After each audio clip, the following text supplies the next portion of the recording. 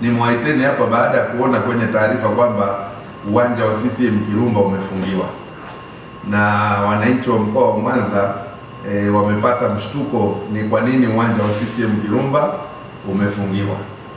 Sasa nimewahoji kwa kina, lakini ninavyofahamu mimi kwamba serikali ya mkoa huu wakati wa maadhimisho ya kilele cha mbio za Mwenge kitaifa tuliweka fedha nyingi sana kuukarabati uwanja wa CCM Kirumba, na shughuli ya kitaifa ilifanyika pale, na ni miezi michache iliyopita. Zao ilikuwa mwezi wa ngapi? Mwezi wa 10. Kwa hiyo leo nimesoma taarifa ya bodi ya ligi kwamba mmefungiwa, na sababu kubwa ni miundombinu. Niliwaita mnieleze ni miundombinu ya aina gani, kwa sababu uwanja wa CCM Kirumba umefanywa ukarabati mkubwa mwezi wa 9 kuelekea wa 10 wakati wa kilele. Sasa meneja amenithibitishia kwamba maji yapo uwanjani, wanamwagilia nyasi, lakini pia hakuna tatizo la miundombinu ya CCM Kirumba.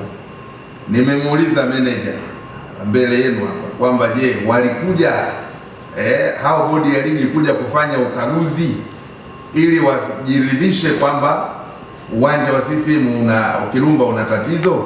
Ameniambia hajapata ugeni wowote. Kwa hiyo sasa ninawaagiza sasa chama cha soka kuwaandikia barua bodi ya ligi kuwataka waje wafanye ukaguzi na watuambie ni sababu gani zinazopelekea uwanja wa CCM Kirumba kufungiwa, kwa sababu sisi sio wataalamu, lakini mtaalamu wa uwanja, meneja wa uwanja ametuthibitishia kwamba uwanja wa CCM Kirumba uko vizuri na hakuna changamoto yoyote ile, na tukitoka hapa tutakwenda kuukagua. Kwa hivyo maagizo yangu kwa chama cha soka, lakini pia kwa meneja na mwenye uwanja kuendelea kuutunza uwanja. Wana Mwanza wanataka michezo yote ya mpira wa miguu na shughuli nyingine zifanyikie CCM Kirumba.